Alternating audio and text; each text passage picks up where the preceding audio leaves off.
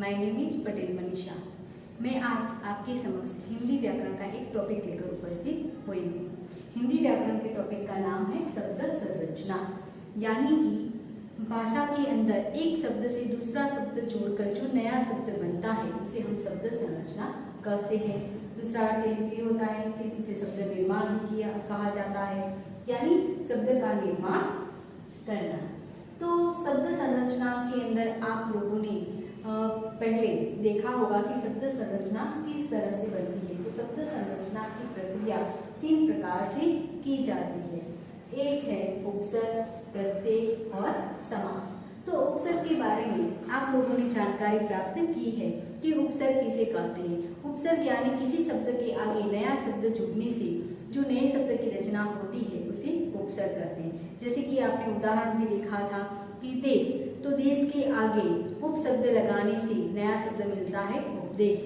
वि उपसर्ग लगाने से मिलता है विदेश। तो इस तरह से आपने उपसर्ग के द्वारा नए नए शब्द का निर्माण किस तरह से किया जाता है उसके बारे में आपने जानकारी प्राप्त की थी। अब आगे हम शब्द संरचना के अंदर प्रत्यय यानी प्रत्यय के द्वारा किस तरह से शब्द का निर्माण किया जाता है वो हम देखेंगे। यहाँ पर मैंने व्याख्या लिखी है प्रत्यय की, जिसमें लिखा है ऐसे शब्दांश जो शब्दों के अंत में जुड़कर नए शब्दों का निर्माण करते हैं और उनके अर्थ में परिवर्तन कर देते हैं, वे प्रत्यय कहलाते हैं। यानी जिस तरह से आपने उपसर्ग में देखा, तो उपसर्ग में जो उपसर्ग होते हैं वो शब्द के आगे लगते हैं, यानी आगे लगने से नए शब्द का निर्माण होता है। उसी प्रकार प्रत्यय में ऐसा होता है कि प्रत्यय में शब्द के पीछे प्रत्यय लगाने से नए शब्द का निर्माण किया जाता है। तो ऐसे शब्दांश जो शब्दों के अंत में यानी जो प्रत्यय है ई, आई, आलू, इस प्रकार के जो प्रत्यय है वो शब्द के पीछे जुड़कर नए शब्द का निर्माण करते हैं। तो यहाँ पर जैसे कि हम उदाहरण देखेंगे, पहला उदाहरण हम देखते हैं नंबर 1 करके कि चाचा। दूसरा उदाहरण हम लेते हैं लड़, और तीसरा उदाहरण हम लेते हैं दया। तो यहाँ पर कहा जा रहा है कि प्रत्यय शब्दांश जो शब्द के अंत में जुड़कर, यानी प्रत्यय को कहाँ लगाया जाता है, शब्द के अंत में यानी पीछे। तो यहाँ पर चाचा के पीछे ई प्रत्यय लगाने से नया शब्द कौन सा मिलेगा आपको, चाची। आगे आप देख सकते हैं यहाँ पर मैंने दूसरा उदाहरण लिया है लड़, तो उसमें कौन सा प्रत्यय लगाया गया है, आई। आई प्रत्यय लगाने से आपको नया शब्द मिलेगा, कौन सा शब्द मिलेगा, लड़ाई।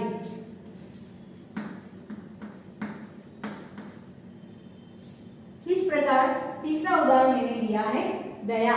तो दया में आप नया शब्द लगाओगे आलू, यानी जो प्रत्यय है वो आप लगाने से नया शब्द आपको मिलेगा दयालु। कौन सा मिला, दयालु। तो यहाँ पर आप देख सकते हैं जो शब्द दिया गया है चाचा, लड़, दया, वो शब्दांश है, यानी शब्द दिए गए हैं जो शब्द के अंत में जुड़कर जो ये है ई, आई, आलू, वो क्या है, प्रत्यय। तो प्रत्यय के जुड़ने से आपको कौन से नए शब्द मिले, चाची, लड़ाई, दयालु। तो ये सब आपको 3 शब्द नए मिले। अब प्रत्यय के भेद के बारे में जानेंगे। तो प्रत्यय के कितने भेद हैं, तो प्रत्यय के 2 भेद हैं। प्रत्यय के 2 भेद हैं। कौन कौन से हैं प्रत्यय के 2 भेद, तो नंबर 1 करके हम लिखेंगे। नंबर 1 प्रत्यय का पहला भेद है कृत प्रत्यय। कृत प्रत्यय। दूसरा है नंबर 2 तो तद्धित प्रत्यय।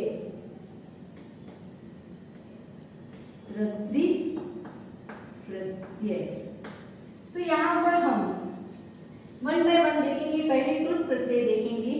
तो कृत प्रत्यय की व्याख्या यहाँ पर मैंने लिखी है।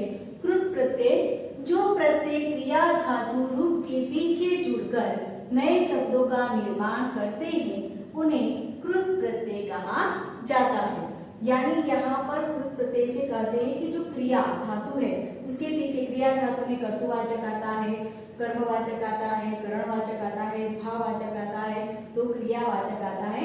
तो उसमें हम 1 बाय 1 सबको देखेंगे। तो यहाँ कृत प्रत्यय के अंदर 5 प्रकार दिए गए हैं, उन 5 प्रकार को हम पढ़ेंगे। तो वो 5 प्रकार कौन से हैं? तो मैं यहाँ पर लिखती हूँ। नंबर 1 कर्तुवाचक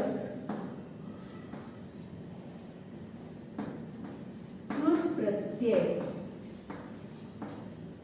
दूसरा कौन सा हुआ? मैंने आपको पहले ही बताया, तो उसमें आएगा कर्मवाचक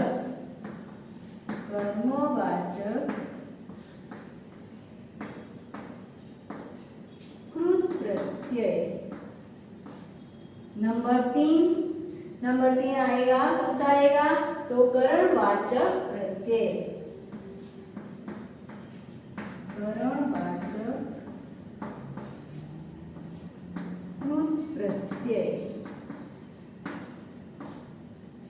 आगे नंबर 4 कौन सा आएगा? नंबर 4 में तो उसमें आएगा भाववाचक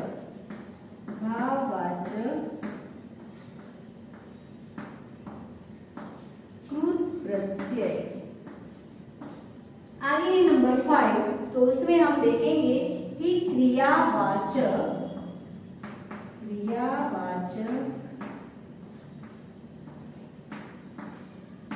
कृत प्रत्यय। तो आपने देखा कि कृत प्रत्यय में जो प्रत्यय क्रिया धातु रूप के पीछे जुड़कर नए शब्दों का निर्माण करते हैं उन्हें कृत प्रत्यय कहते हैं। कृतवाचक यानी जो कर्ता होता है उसके बारे में कहा गया है। जो वाक्य के अंदर कर्म होता है उसकी बात की गई है। करण यानी क्रिया के अंदर जुड़कर जिस शब्द का प्रयोग किया जाता है उसे करणवाचक कहा जाता है। भाववाचक यानी जो भाव दर्शाने वाला जो शब्द होता है उसे भाववाचक कृत प्रत्यय कहते हैं। उसके बाद में क्रियावाचक कृत प्रत्यय यानी उससे पता चलता है कि कौन सी क्रिया चल रही है। तो 1 बाय 1 एक की व्याख्या हम देखेंगे और उसके उदाहरण हम देखेंगे। तो पहले हम देखेंगे कर्तुवाचक कृत प्रत्यय। तो अब हम कर्तुवाचक कृत प्रत्यय की व्याख्या देखेंगे कि जिस प्रत्यय से कार्य करने वालों अर्थात कर्ता का बोध हो उन्हें कर्तुवाचक कृत प्रत्यय कहा जाता है। कर्तुवाचक कृत प्रत्यय के उदाहरण निम्नलिखित है। तो उसके उदाहरण हम देखेंगे।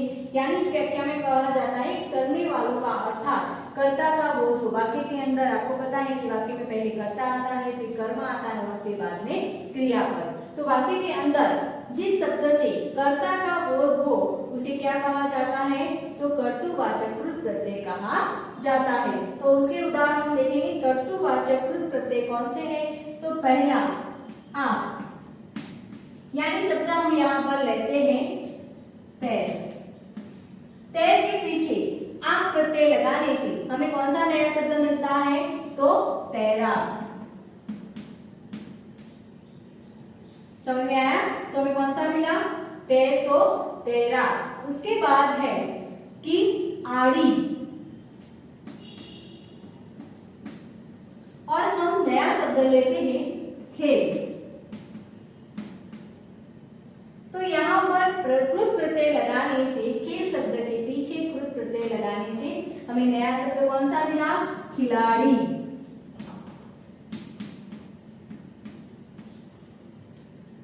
आगे कर्तुवाचक प्रत्यय में लेती हूं जिसमें है एरा और शब्द लेते हैं लूट।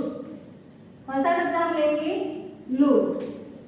तो लूट के पीछे एरा प्रत्यय लगाने से हमें कौन सा शब्द मिलेगा? लुटेरा। तो समझ में आया कि तैरा, खिलाड़ी, लुटेरा जो वाक्य के अंदर कर्ता का बोध कराते हैं तो उसे हम कौन सा प्रत्यय कहते हैं? कर्तुवाचक कृत प्रत्यय कहते हैं। यहाँ पर एक और उदाहरण देखेंगे कि यल और शब्द हम लेते हैं अड़।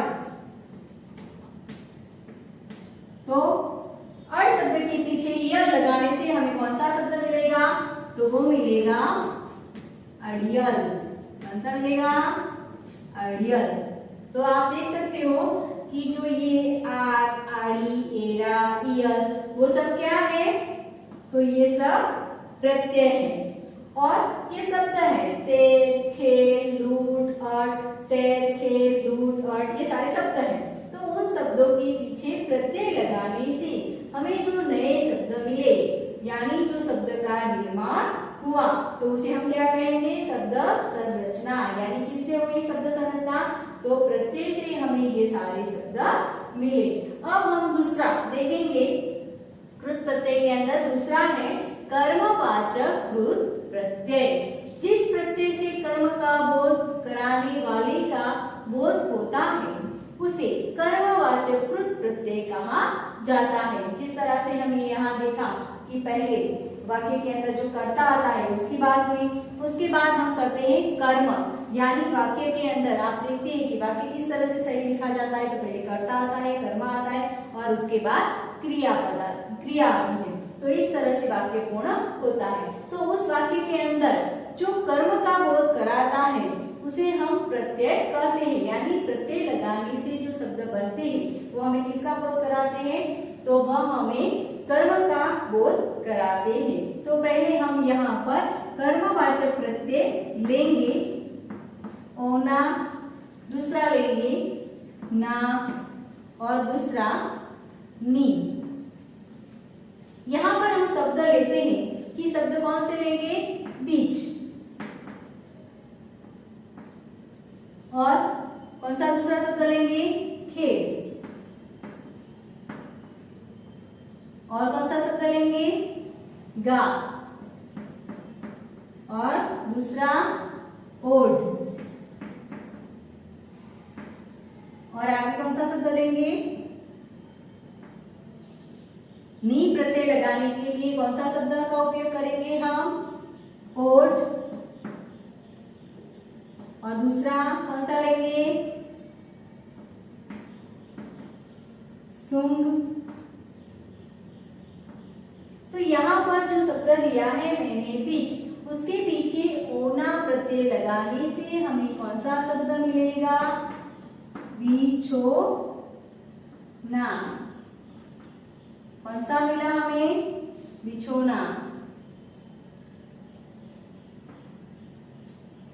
और आगे है कि खेल। खेल के पीछे औना प्रत्यय लगाने से हमें नया शब्द मिलता है खिलौना।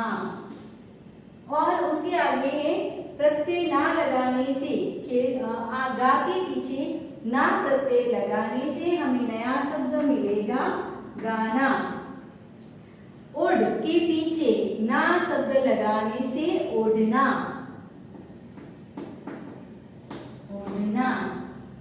उसी प्रकार नी जो प्रत्यय है, ओढ़ के पीछे नी प्रत्यय लगाने से शब्द नया मिलेगा ओढ़नी। कौन सा मिलेगा?